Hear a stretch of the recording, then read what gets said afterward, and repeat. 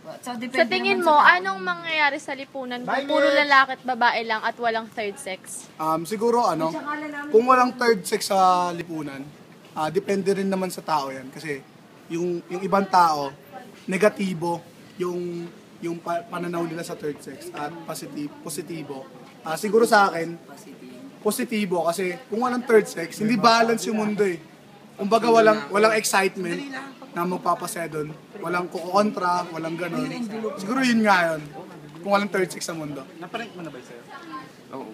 May kakilala ka bang third Meron. sex na kailangan hangaan? Meron. Sino? At bakit? Yung kaklase ko dati ng first.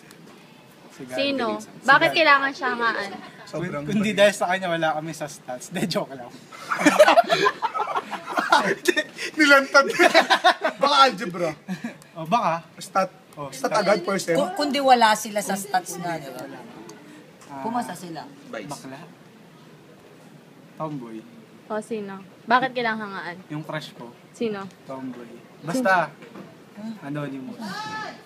Ba't kailangan siya hangaan? Ano meron sa kanya na wala ang simpleng tao? Patitibo. Nawala ang Bakla. iba na lang. Ulit. Retake.